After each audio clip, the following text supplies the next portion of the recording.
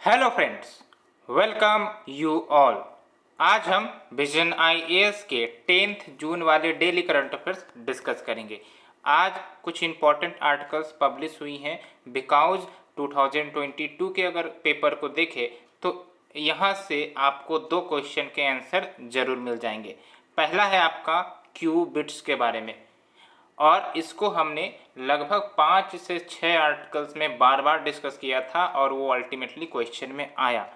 That's why discussion of daily current affairs becomes very necessary so that आप उन keywords को identify कर सको जो प्रीलिम्स में पूछ लिए जाते हैं। और ये आजकल जो कीवर्ड्स हैं ना छोटे छोटे, ये काफ़ी रोल प्ले कर रहे हैं बिकॉज कहीं ना कहीं जो 5 या 6 क्वेश्चन ऐसे आपको मिलेंगे जो कीवर्ड पर आधारित होंगे, जो करंट अफेयर से एसोसिएटेड होंगे।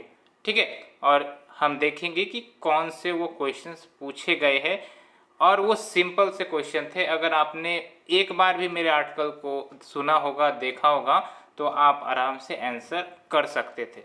ठीक है, और ये विजन आईएएस के मैगजीन में भी कवर की गई थी। So friends, without delaying let's start our discussion.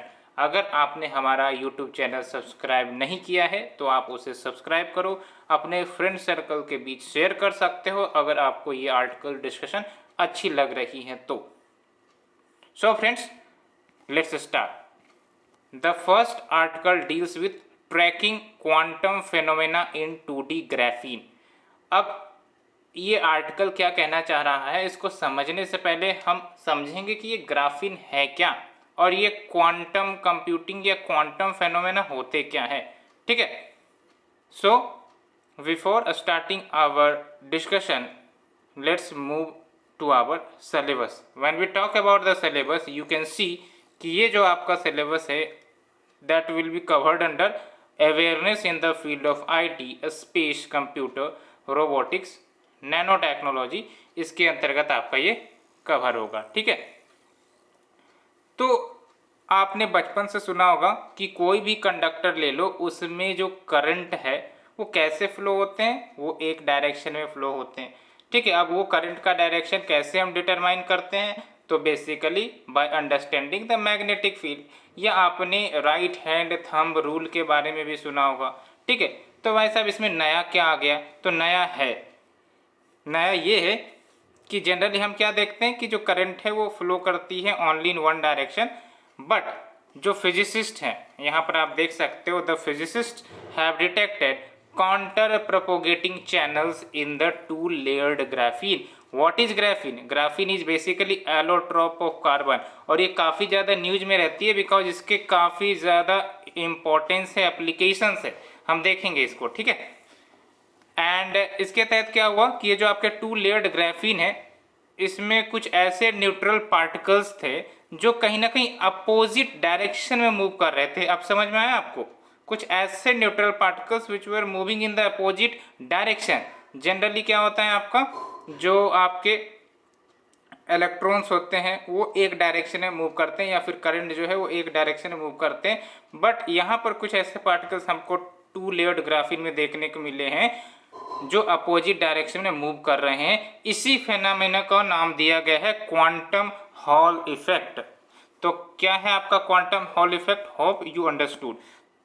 तो ये आप यहाँ पर देखो, कहाँ गया ये जो आप क्वांटम हॉल इफेक्ट देख रहे हो, ये आप देखो क्वांटम हॉल इफेक्ट। ठीक है, तो ये बात ध्यान रखनी है। अब अगर हम बात करें ग्राफीन की, तो ग्राफीन बेसिकली एलोट्रोप होते हैं कार्बन के। बेसिकली जब हम बात करते हैं एलोट्रोप्स की, मतलब जो आपके कोई केमिकल एलिमेंट है, जैसे हम कार्बन की बात करते हैं, उसका 4-5 रूप जो है ना, डिफरेंट स्ट्रक्चर के कारण जो डिफरेंट रूप उसके देखने को मिलते हैं, उसी को हम कहते हैं एलोट्रोप। जैसे कार्बन के एलोट्रोप में आपके कौन कौन से आ गए? Graphene, graphite, Buckminster Florence, diamond, ये सब एलोट्रोप है कार्बन के। ठीक है, और ग्रेफीन जो या जिस स्ट्रक्चर में अरेंज्ड होती है, उनके जो कार्बन एटम्स अरेंज्ड होते हैं वो होते हैं हेक्सागोनल स्ट्रक्चर में। ये आप देख सकते हैं हेक्सागोनल। और मैं इसको एक इमेज के बारे आधार पर आपको दिखाता हूँ। एक सेकेंड, ये देखो आप, है ना, ये सब है आपके एलोट्रॉप्स ऑफ कार्बन। यहाँ पर देख लो, डायमंड के स्ट्रक्चर पर आप फोकस करना, ये सब कार्बन एलिमेंट्स ही है। और डायमंड के ऊपर देख लो कार्बन का किस प्रकार से अरेंजमेंट है, ग्रेफाइट का आप देख लो किस प्रकार से अरेंजमेंट है कार्बन का। एंड जो आपके बकमिनिस्टर फ्लोरेंस या फिर शॉर्ट फॉर्म है फ्लोरेंस, उसका देख लो बॉल टाइप स्ट्रक्चर है ना, फुटबॉल टाइप स्ट्रक्चर, इसीलिए इसको फुटबॉल स्ट्रक्चर भी कहते हैं। ग्राफीन का आप देख लो हेक्सागोनल है ना, 6 साइड, 1 2 3 4 5 6। तो ये आपके बेसिक अंडरस्टैंडिंग होप क्लियर हो गए होंगे। Let's move to the topic, ठीक है। अब क्वेश्चन यूपीएससी जनरली क्या पूछ सकती है प्रीलिम्स में, तो एक प्रकार से प्रॉपर्टी के आधार पर क्वेश्चन फ्रेम कर सकती है। तो थोड़ा सा आपको प्रॉपर्टी ध्यान रखनी है, जैसे it is the thinnest compound, यहाँ पर आप देख लो है ना, it is the thinnest compound known to man and the thickness can be 1 atom and it is also the lightest material known and strongest compound discovered.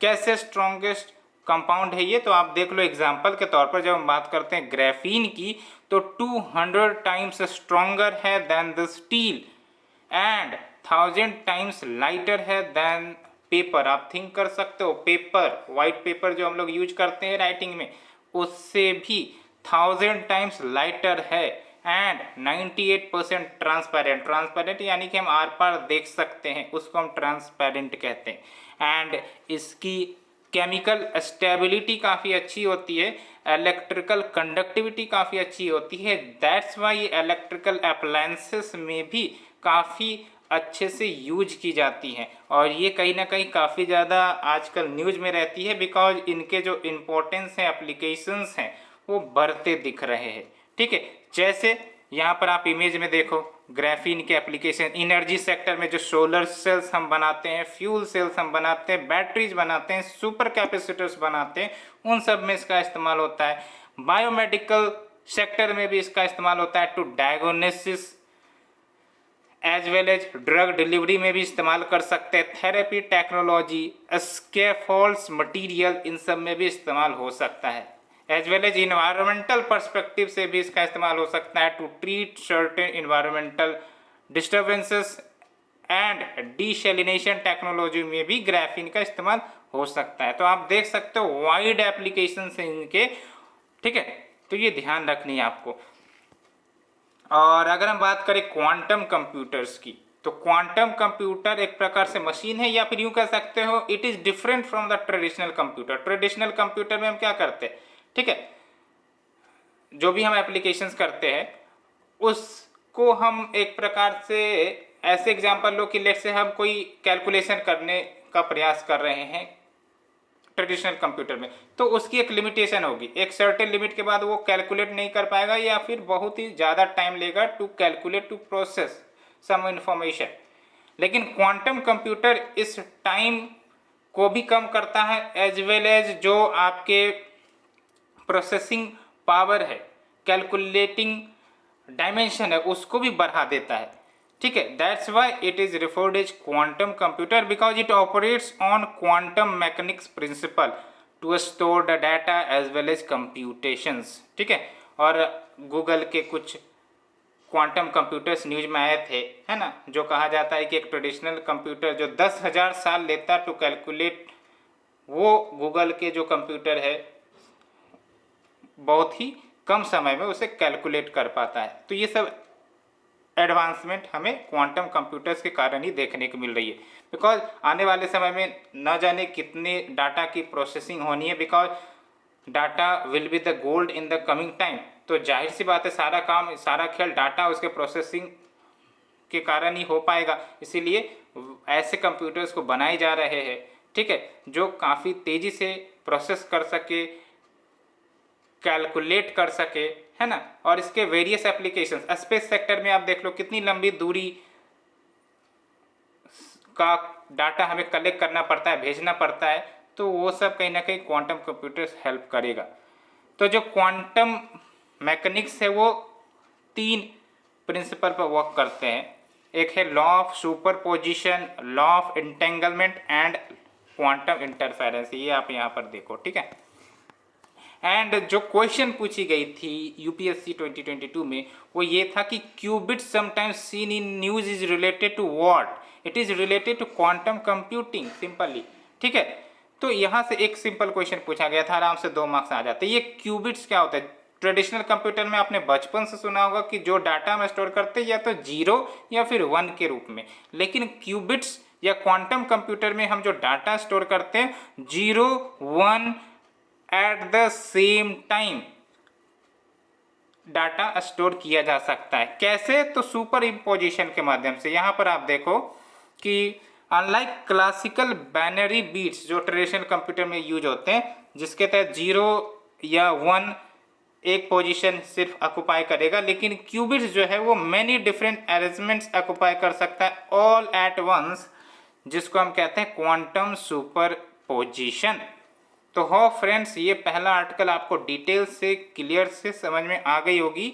Let's move to our second article that deals with minister for labour and employment addresses plenary session of International Labour Conference of International Labour Organization at Geneva। Geneva कहाँ है? Switzerland में। ठीक है, तो आपको ही पता है, कुछ क्वेश्चंस आपसे पूछते हैं, आप थोड़ा सा थिंक करना कि जब हम बात करते हैं लेबर्स की इंडिया में तो क्या कुछ प्रॉब्लम्स निकल कर आते हैं। तो एक तो ये कि जो उनके वेजेस होते हैं वो काफ़ी कम मिलते हैं। दूसरी बात ये कि सोशल सिक्योरिटी से वो वंचित रहते हैं। तीसरी इंपॉर्टेंट बात ये कि उनको डिग्निटी नहीं मिल पाती, उनके वर्क की रिस्पेक्ट नहीं मिल पाता। तो ये कुछ ऐसे चीज़ हैं जो कहीं ना कहीं हमारे लेबर सेक्टर्स फेस करते हैं। ठीक है, तो क्या कुछ बातें यहाँ से निकल कर आई है, we will discuss. But before starting the discussion let's look at the syllabus. ये तो इमेज है, इसमें तो अभी जाना नहीं है। ये आप देख सकते हो, Article number 2 deals with welfare schemes for vulnerable section of the population by the center and the states, mechanism, laws, institutions and bodies constituted for the protection and betterment of these vulnerable sections। तो इसके अंतर्गत ये आपका cover होगा। तो let's move to the article discussion. तो जो minister हैं उन्होंने हाईलाइट किया है कि आखिरकार हम क्या क्या स्टेप्स ले रहे हैं to provide dignity as well as social security of informal sector workers। social security मतलब क्या कि भाई साहब उनको इंश्योरेंस प्रोवाइड करो, है ना, पेंशन की कुछ बेनिफिट्स हैं, स्कीम्स है, वो प्रोवाइड करो। ये सब सोशल सिक्योरिटी के अंतर्गत आती है। और कुछ सोशल सिक्योरिटी स्कीम्स चल भी रही हैं, आप हमें कमेंट सेक्शन में बता सकते हो, अपने माइंड को रिकॉल करवाओ, क्योंकि उससे आपको चीज़ें याद रहेंगी। ठीक है, कमेंट भी किया करो जो भी क्वेश्चन हम पूछते हैं, सो दैट आपको भी रिकॉल हो सके और आप आराम से उसको स्टोर कर सको। जितना रिकॉल करोगे उतनी आसानी से आप एग्ज़ाम में याद कर सकते हो, उसको रिफ्लेक्ट करवा सकते हो। तो जैसे फॉर एग्जांपल ई श्रम पोर्टल है, ये हमने डिस्कस भी किया था, है ना। एंड अगर हम बात करें ILO एंड उससे रिलेटेड कन्वेंशन बेसिकली एग्रीमेंट सब होते हैं। ठीक है, तो ये तो ILO की बात करें तो इनका हेडक्वार्टर आप हमें बताओ, जेनेवा स्विट्जरलैंड में। इसको 1919 में क्रिएट किया गया था। ठीक है, 1919 वाज द फेज जब वर्ल्ड वॉर 1 खत्म होने का था। ठीक है, as a part of treaty of Versailles. ये ट्रीटी ऑफ वर्सलिस आपको पता ही है क्या है, आप हमें बताओ, अभी हमने हिंट भी दिया। 1946 में ILO एक प्रकार से स्पेशलाइज्ड एजेंसी बन गया यूनाइटेड नेशन का। अभी टोटल कितने स्पेशलाइज्ड एजेंसी है यूनाइटेड नेशन के, आप बताओ, क्या WHO है क्या? एंड इसके तहत 8 फंडामेंटल कन्वेंशन डिराइव किए गए हैं that deals with the labour sections and 4 governance convention for effective functioning of international labour standards. वो कौन कौन से हैं हो सकता है क्वेश्चन पूछ ले जाए, लेकिन आप 2 याद रखो। टोटल 8 कन्वेंशन है, यहाँ पर आप देखो टोटल 8 कन्वेंशन है, यहाँ पर आप देखो टोटल 8, यहाँ पर हम काउंट कर रहे हैं, एक सेकेंड। हाँ, freedom of association and protection of right to organise convention 1948, एक तो ये है। एक है आपका right to organise and collective bargaining, यहाँ पर आप देख लो। फोर्स्ड लेबर कन्वेंशन यहाँ है abolition of forced labour convention 1957 यहाँ है आपका। फिर लेबर इंस्पेक्शन कन्वेंशन 1947 ये भी है आपका। फिर आप देख लो यहाँ पर minimum age convention 1973, worst form of children labour convention 1999, equal remuneration convention 1951, discrimination convention 1958। लेकिन आपको ध्यान क्या रखना है कि इन आठों में दो ही सिर्फ इंडिया ने रेटिफाई नहीं किया है, बाकी सबको रेटिफाई किया है, वो फोर्स में है। वो कौन से दो हैं ये याद रखना है, ओड वन आउट के रूप में क्वेश्चन आते हैं, ये काफ़ी जगह आपको मदद मिलेगी। ठीक है, आप लेबर रिफॉर्म्स के से रिलेटेड क्वेश्चन है तो आप वहाँ पर एग्जांपल दे सकते हो कि हाँ भारत को ये जो दो कन्वेंशन है वो रेटिफाई करने चाहिए एज ए सजेशन। ठीक है, तो कौन से दो हैं जिसको भारत ने रेटिफाई नहीं किया है ये आप देख लो। Freedom of association and protection of right to organise convention 1948 and right to organise and collective bargaining convention 1949। तो ये दो अभी भारत के द्वारा रेटिफाई नहीं किए, बाकी सब देख लो इन फोर्स हैं। इन फोर्स यानी कि जो फोर्सेबल है, यहाँ पर फोर्स है ना, ये जो फोर्स का टैग लगा हुआ है। तो होप फ्रेंड्स ये आपको अच्छे से समझ में आ गई होगी। Let's move to the third article, the science behind the cancer cure and the therapies future in India.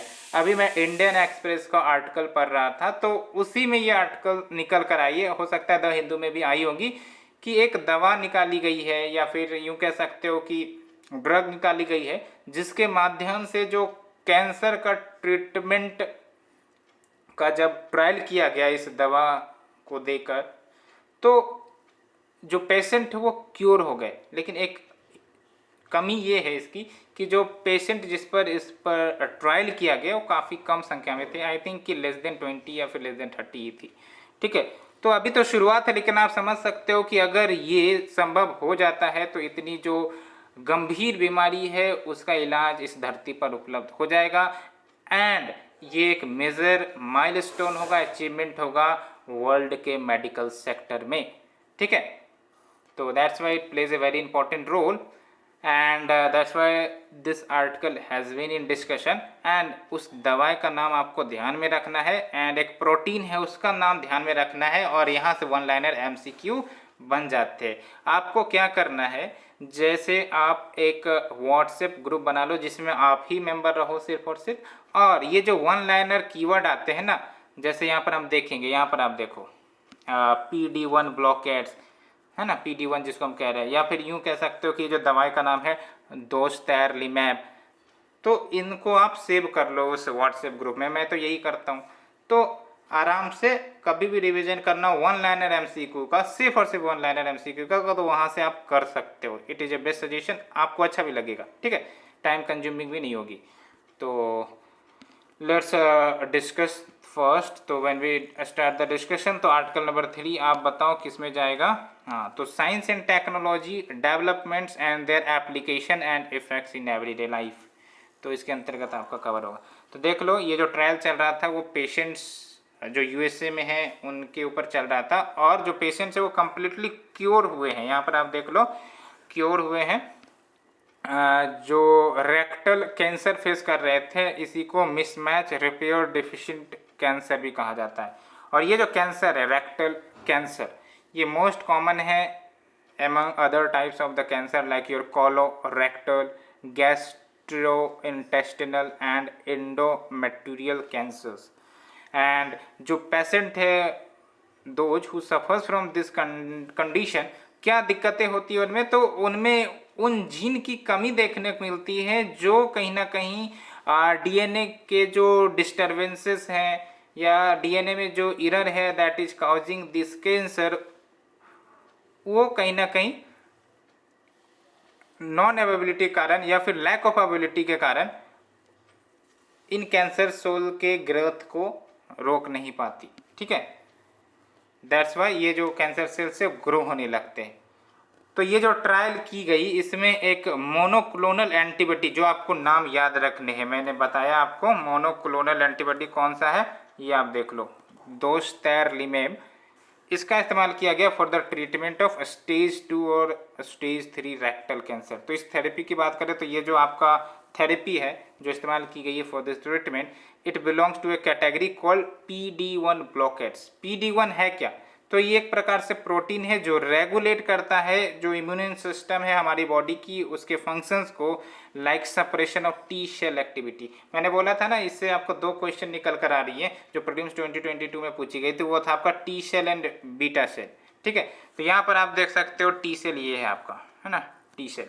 T cell का क्या काम होता है, तो टी सेल एक प्रकार से हमारे इम्यून सिस्टम का कंपोनेंट होता है और ये हमारे बॉडी को प्रोटेक्ट करता है from the infection and cancer. अगर आप अभी आपने ये आर्टिकल पढ़ा है तो आप सॉल्व करो, आराम से पेपर आपके बन जाएंगे। ठीक है, एंड PD-1 ब्लॉकेड थेरेपी क्या करता है, तो एक प्रकार से देखता है कि कब हमें टी सेल्स को रिलीज करना है, and allows the T cells to destroy the cancerous growth. जो कैंसर सेल्स के ग्रोथ हो रहे हैं सर्टेन सेक्शंस में, उसके ग्रोथ को रोकने का काम करता है टी सेल्स। इससे पहले भी ये थेरेपी यूज की जाती थी लेकिन सर्जरी के बाद, लेकिन अब जो आपके ट्रायल्स के बाद जो स्टडी निकल कर आई है इसमें ये पता चला है कि सर्जरी की कोई ज़रूरत ही नहीं है, आप डायरेक्ट इसको या इस थेरेपी का इस्तेमाल कर सकते हो। तो देख लो, the trial showed that immunotherapy alone could completely cure such patients without applying other method, जैसे केमोथेरेपी का हम इस्तेमाल करते हैं, रेडियोथेरेपी का इस्तेमाल करते हैं, सर्जरी का इस्तेमाल करते हैं। तो ये सब मेथड बिना अप्लाई किए हुए इस इम्यूनोथेरेपी के माध्यम से ट्रीटमेंट की जा सकती है। तो बहुत बड़ा अचीवमेंट होगा अगर ट्रायल सक्सेसफुल हो जाती है। अभी दिक्कत ये है कि काफ़ी कम पेशेंट पर ये ट्रायल अपनाई गई है। और दूसरी इंपॉर्टेंट बात ये कि जो आपका एंटीबॉडी जिसकी नाम हमने ली उसका कॉस्ट भी काफ़ी ज़्यादा है। ठीक है, तो जाहिर सी बात है भाई साहब, कॉस्ट तो ज़्यादा होंगे। एंड आप देख लो, अगर हम बात करें कुछ डाटा की, तो एनुअल इंसिडेंस रेट जो रेक्टल कैंसर का इंडिया में देखने को मिलता है वो पर लाख मैन में 4.1 देखने को मिलता है, यानी कि 1 लाख मैन में 4.1 ऐसे पर्सन है जो रेक्टल कैंसर के शिकार है, as per the ICMR, Indian council of medical research. And जाहिर सी बात है अगर ये सक्सेसफुल हो जाता है it will be very high utility on diverse racial and ethnic backgrounds for the treatment of the cancer. So friends, ये हमने डिस्कस किया। अब चलते हैं नेक्स्ट आर्टिकल की तरफ। PM inaugurates biotech startup expo 2022।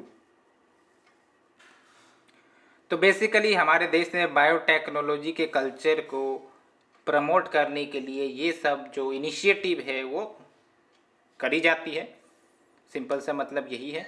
और आपको ही पता है बायोटेक्नोलॉजी का कितना महत्वपूर्ण रोल है आज के समय में, चाहे वो क्लाइमेट रेजिलेंट क्रॉप्स की बात कहो, ठीक है, या फिर genetically modified organism GMO LMO जिसके बारे में हम पढ़ते हैं उसकी बात करो, ठीक है, तो काफ़ी ज़्यादा सिग्निफिकेंस रखता है बायोटेक्नोलॉजी सेक्टर हमारा। That's why we are trying to promote it at highest level. तो before discussion let's move to the syllabus first. When we talk about the syllabus आप देख सकते हो the biotechnology chapter will deal in the biotechnology section. ये आपका article number 4 है, ठीक है, यहाँ पर आप देखो। तो लेट्स रिटर्न।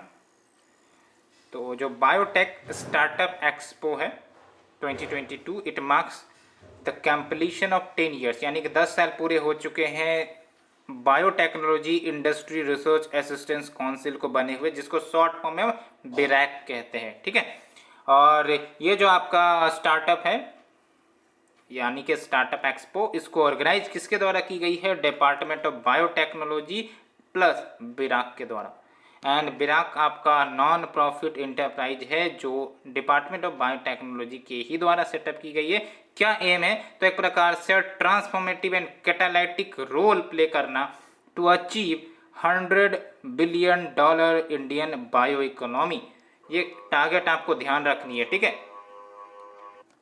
क्योंकि आपको पता होगा इंडिया में बायोटेक्नोलॉजी का जो एक प्रकार से स्कोप है, पोटेंशियल है, काफ़ी ज़्यादा है, इसीलिए इस पर फोकस करना भी काफ़ी इम्पोर्टेंस या अहमियत रखता है। एंड कुछ डाटा की बात करें तो देख लो, इंडिया में बायो इकोनॉमी सेक्टर जो है हमारा 8 टाइम्स ग्रो किया है इन द लास्ट 8 ईयर्स, यानी कि 8 याद रख सकते हो, 8 times in the last 8 years. तो देख सकते हो $10 बिलियन का हुआ करता था आज से ठीक 8 साल पहले, और ठीक 8 साल बाद अब ये $80 बिलियन का हो चुका है। और टारगेट हमने क्या रखा है, $100 बिलियन हासिल करने का बायो इकोनॉमी सेक्टर। ठीक है, तो बायोटेक्नोलॉजी सेक्टर क्या होता है, तो सिंपली आपको पता ही है, it is a science related technology या फिर it is a branch of applied science, जहाँ पर हम बायोलॉजिकल सिस्टम्स, लिविंग ऑर्गेनिजम्स, इन सब का इस्तेमाल करते हैं टू डेवलप और create different products and processes like your drought resistance crops. ठीक है, LMO, GMO, जैसे अभी genetically modified rubber plant develop की गई थी असम के लिए। ठीक है, तो ये सब बायोटेक्नोलॉजी के ही एक प्रकार से एप्लीकेशन है। And based on it's field of application, because biotechnology के वेरियस डायमेंशन है, तो इसको 4 प्रकार में हम डिवाइड कर सकते हैं। वो कौन से हैं, 4 टाइप। तो एक तो red biotechnology, this biotechnology sector deals with pharmaceutical and medical applications. And the second one is your green biotechnology that deals with agricultural applications, for example biopesticides. And the next is your white biotechnology that deals with the industrial applications. And the next is your blue biotechnology that deals with the marine application, because blue stands for the marine, आपको ही पता है, तो ये ध्यान रखनी है, क्योंकि यहाँ से मैच द फॉलोइंग या फिर simply red biotechnology deals with what, white biotechnology deals with what, ऐसे क्वेश्चन पूछ लिए जाएंगे। सो फ्रेंड्स, अगर हम बात करें भारत की तरफ से क्या इनिशिएटिव ली जा रही है टू प्रमोट द बायोटेक्नोलॉजी, क्योंकि हम बात तो बड़े बड़े कर रहे हैं, लेकिन इनिशिएटिव क्या, तो पहली बात तो ये कि 100% FDI अलाउ कर दी गई है ऑटोमेटिक रूट के माध्यम से। FDI यानी कि फॉरेन डायरेक्ट इन्वेस्टमेंट, यानी कोई भी बाहर विदेशी कंपनी अगर भारत में बायोटेक्नोलॉजी सेक्टर में यानी कि फार्मास्यूटिकल सेक्टर में इन्वेस्ट करना चाहती है तो वो कर सकती है। 100% FDI is allowed under automatic route and as well as manufacturing medical devices, तो इनके लिए आपका ये अलाउ कर दिया गया है। कौन कौन से हैं, मैन्युफैक्चरिंग मेडिकल डिवाइसेस, फार्मास्यूटिकल। ठीक है, एंड अटल जन और अनुसंधान बायोटेक मिशन लॉन्च की गई डिपार्टमेंट बायोटेक्नोलॉजी के द्वारा। And as well as what we have done, तो 9 department of biotechnology supported biotech parks हमने सेटअप किए हैं for necessary infrastructure support to the biotechnology sector. तो फ्रेंड्स, ये हमने डिस्कस किया। Let's move to the next article. But देख लो कौन कौन से फैक्टर्स है that support the biotechnology growth in India. तो एक तो ये कि सक्सेसफुल ट्रैक रिकॉर्ड रहा है इंडिया के बायोटेक्नोलॉजी सेक्टर की बात करें, बिकॉज बहुत सारे बायोटेक्स प्रोडक्ट हमने डेवलप किए हैं, as well as continuously rising the demand of bio products, ये तो बात है ही, that's why India is focusing on that. And government efforts for ease of doing business in India and talented human capital pool as well. ठीक है, and next is your diversive population and diverse climatic zones, तो ये भी कहीं ना कहीं biotechnology के development में हमें मदद करता है। सो फ्रेंड्स, ये हमने डिस्कस किया। Let's move to the next article. Indian patent protection, India among most challenging economy says US trade representative. आपको पता होगा ये जो आपका US ट्रेड रिप्रेजेंटेटिव है ना, ये हर साल स्पेशल 301 रिपोर्ट निकालता है, और इसके तहत एक कैटेगराइजेशन होती है, प्रायोरिटी वॉच लिस्ट। तो बेसिकली इंडिया को प्रायोरिटी वॉच लिस्ट में ही डाल के रखा है अलॉन्ग विथ 6 अदर कंट्रीज, जैसे Argentina, Chile, China, Indonesia, Russia, Venezuela.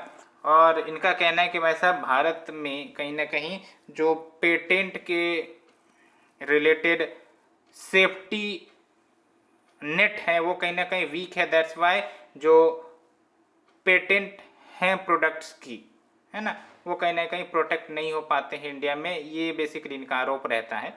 ठीक है, तो हम देखेंगे क्या कुछ हमारे देश में वो रूल्स हैं that deals with the patent, और क्या कुछ कंसर्न्स है वो भी हम देखेंगे। ठीक है, पेटेंटिंग का मतलब आपको पता ही होगा। लेट्स से कि मैंने कोई प्रोडक्ट बनाया, अब उस प्रोडक्ट का मैं पेटेंट इसलिए करवाता हूँ कि कोई दूसरा व्यक्ति हमारे उस प्रोडक्ट का इस्तेमाल करके रेवेन्यू पैसा ना कमाए, बिकॉज मेहनत हमारी है, और दूसरा अगर उसका इस्तेमाल करता है विदाउट आवर परमिशन तो definitely it is going to kill innovation. ठीक है, रिसर्च डेवलपमेंट, बिकॉज क्यों फिर हम मेहनत करेंगे अगर हमारे ही प्रोडक्ट को बिना मेरे परमिशन के यूज कर ले कोई तो। सो ये ध्यान में रखनी है। ठीक है, तो it adversely affect the innovation development technology resource like that. तो अगर हम डिस्कशन शुरू करें, लेकिन इससे पहले हम सिलेबस को देख लेते हैं। तो when we talk about the syllabus, आप देख सकते हो डायरेक्ट आपका 5 नंबर टॉपिक यहाँ पर आपको दिख रहा होगा, issues related to the intellectual property rights. कहाँ है आपका issues related to the intellectual property rights, तो यहाँ पर आपका ये इश्यू है।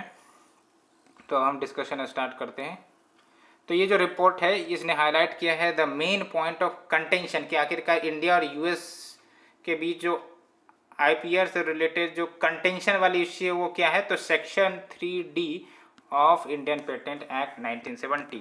तो ये जो सेक्शन 3 है ना, इसमें बेसिकली डील करता है कि कौन से ऐसे इन्वेंशन है जो क्वालिफाई नहीं होंगे to be registered as patent, और जो सेक्शन 3D है वो प्रिवेंट करता है ईवर ग्रीनिंग ऑफ पेटेंट्स को। ईवर ग्रीनिंग ऑफ पेटेंट का मतलब क्या हो, लेट्स से कि कोई प्रोडक्ट मैंने बनाया उसको पेटेंट किया पहली बार, अब जो भी पेटेंट हम प्रोडक्ट पेटेंट करवाते हैं उसका एक टाइम पीरियड होता है, अब टाइम पीरियड खत्म होकर वो जनरल प्रोडक्ट हो जाते हैं जनरली, तो फिर से क्या किया जाता है कि सर्टेन मॉडिफिकेशन कर दिया जाता है उस प्रोडक्ट में और उसके बाद फिर से उसको पेटेंट के रूप में रजिस्टर करने का रिक्वेस्ट डाल दिया जाता है। तो भाई साहब इसमें तो कोई नया इनोवेशन नहीं है ना, कुछ मॉडिफाई करके हम फिर नया पेटेंट रजिस्टर करवा रहे हैं कि भाई साहब ये तो नई प्रोडक्ट है तो इसको फिर से पेटेंट करो, फिर से हमें रॉयल्टी मिलेगी। ठीक है, तो भारत इस चीज को एक प्रकार से फैसिलिटेट नहीं करता है, that's why evergreening of patents को प्रिवेंट करता है as per the section 3D। तो देख लो, evergreening means what, reapplying for the patent by carrying out certain minute modification, कुछ छोटे मोटे मॉडिफिकेशन हमने कर दिया, उसके बाद बोले कि भाई साहब लो नया प्रोडक्ट तैयार हो गया फिर से पेटेंट करो, लेकिन ऐसा थोड़ी ना होता है। तो जो इंडियन पेटेंट्स हैं वो गवर्न होते हैं हमारे देश में कौन से लॉ से, तो we have the Indian patent act 1970, और ये बेसिकली रिप्लेस किया था Indian patents and design act 1911 को। एंड इस एक्ट कहता है जो पेटेंट्स है वो ग्रांट किए जाते हैं ऑन सर्टेन कंडीशंस और सर्टेन क्रिटेरिया, जैसे the pattern should be novel, it should have inventive steps, or it must be non-obvious, and it should be capable of industrial application. It should not attract the provision of section 3 and 4 of the patent act 1970। और India याद रखना है ये सब कुछ छोटे मोटे treaty हैं जो न्यूज में चलते रहते हैं आईपीआर से रिलेटेड, तो आपको इधर ध्यान रखनी है क्योंकि वन लाइनर के रूप में पूछ लिया जाएगा। तो इंडिया को इसका सिग्नेटरी है वो आपको ध्यान में रखना है, साथ ही साथ कौन सी जो ट्रीटी है किससे डील करती है आपको ये ध्यान रखनी है, जैसे Berne convention deals with IPR, बस यही याद रखनी है। ठीक है, Budapest treaty deals with IPR, Paris convention deals with IPR, ठीक है, and patent cooperation treaty something like that. ठीक है, और ट्रिप्स तो ध्यान ही रखना है कि वो ट्रिप्स पूछे ही गए थे, WTO का ट्रिप्स एग्रीमेंट होता है। ठीक है, तो ये ध्यान रखना है फ्रेंड। सो हमने डिस्कस किया इस आर्टिकल को, let's move to the last one. Maharashtra mangrove cell appoints CSIR National Institute of Oceanography to identify sites for restoration of corals। तो कोरल्स आपको पता होगा ये सिम्बायोटिक रिलेशनशिप बनाकर रखते हैं between the coral polyps which is the animal species and the algae that is called zooxanthellae which is the plant species. Because जब हम बात करेंगे सिम्बायोटिक रिलेशनशिप तो एक घर प्रोवाइड करेगा और दूसरा फूड प्रोवाइड करेगा। तो फूड प्रोवाइड कौन करेगा, तो ये जो आपके एल्गी जूजेंथेली है ये बेसिकली फूड प्रोवाइड करेंगे। ठीक है, एंड जो घर प्रोवाइड करेगा एल्गी को वो कौन होगा, तो वो होगा आपका इन्वर्टिब्रेट एनिमल जिसको हम कोरल पॉलिप्स कहते हैं, और ये बेसिकली शाइनिडेरिया स्पीसीज से बिलोंग करते हैं। ठीक है, तो ये ध्यान रखना है। तो बात करेंगे डिटेल से, but let's move to the syllabus first. When we talk about the syllabus तो आप देख लो सिलेबस में आपका conservation, environment pollution, degradation, environmental impact assessment, इन सब के अंतर्गत आपका ये कवर होगा। तो ये जो अपॉइंटमेंट की गई है it is made under the India United Nation development programme green climate fund project, जिसका टाइटल है enhancing climate resilience of India's coastal communities. और कोरल्स के बहुत सारे सिग्निफिकेंस है ना, लंग्स ऑफ ओशियन कहा जाता है कोरल्स को। ठीक है, और ये जो इनिशिएटिव है it will record, identify and reason, यानी कि फैक्टर्स ढूंढे जाएंगे कि आखिरकार कोरल जोन स्ट्रेस्ड क्यों है along the Maharashtra coastline. तो कोरल्स के बेसिक तो बारे में हमने आपको बता ही दिया है। तो ये जो जूजेंथेली है that is your plant species, coral polyps को डिफरेंट कलर्स प्रोवाइड करता है as well as food. That's why अगर जूजेंथेली गायब हो जाते हैं तो कोरल ब्लीचिंग होता है, decolourisation of the corals. And बदले में उनको इन्वायरमेंट, रहने के लिए जगह सब मिल जाता है ना। यही तो कहते हैं symbiotic relationship, both benefits, no one loses. और कहाँ कहाँ कौन से एरिया में जो कोरल रीफ्स हमारे इंडिया में डिस्ट्रीब्यूटेड है, तो इसको आप मैप के माध्यम से देख सकते हो। तो एक तो आपका गल्फ ऑफ मन्नार, ये है आपका गल्फ ऑफ मन्नार, एंड पाक बे, इधर ये पाक बे, एंड गल्फ ऑफ कच्छ, इधर है आपका gulf of Kutch, and Andaman and Nicobar island, तो अंडमान एंड निकोबार आइलैंड इधर है आपका, एंड लक्षद्वीप में मिल जाते हैं। लक्षद्वीप इज इंटायरली कोरल्स, ये तो आपको पता ही होगा, ठीक है। तो होप ये आपको basic understanding and their distribution पता चल गई होगी। And according to the United Nation environment programme, coral provides at least 500 million people with food security. देख सकते हो क्या सिग्निफिकेंस है कोरल्स का। तो एक तो ये फूड सिक्योरिटी को इंश्योर करता है कि कोरल जो है आपका एक प्रकार से livelihood as well as food security provide करता है। साथ ही साथ ये वेव ब्रेक, जैसे ओशियन में जनरली वेव्स आते रहते हैं, जैसे सुनामी आ गई, तो ये सब ओशियनिक वेव्स है, तो उसके फोर्स को, उसके स्पीड को ब्रेक करने का काम करता है। तो इसके कारण जो डिस्टर्बेंसेज है, जो नुकसान है कोस्टल एरियाज को, लेट्स से कोस्टल इरोजन, उन सबको मिनिमाइज करता है। साथ ही साथ they are protected under schedule 1 of the wildlife protection act. And climate change एक बिगेस्ट थ्रेट है कोरल्स का, बिकॉज ये क्लाइमेट सेंसिटिव होते हैं, थोड़ा सा भी टेम्परेचर राइज हुआ तो ये ब्लीच करने लगते हैं, ठीक है, डीकलराइजेशन होने लगता है।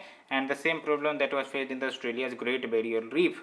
एंड अगर हम बात करें ग्रीन क्लाइमेट फंड की, तो ये लार्जेस्ट ग्लोबल फंड है जो क्लाइमेट चेंज से फाइट करने के लिए बनाई गई है। और इसकी इम्प्लीमेंटिंग एंटिटी कौन है, तो UNFCCC। तो it is the implementing entity of UNFCCC।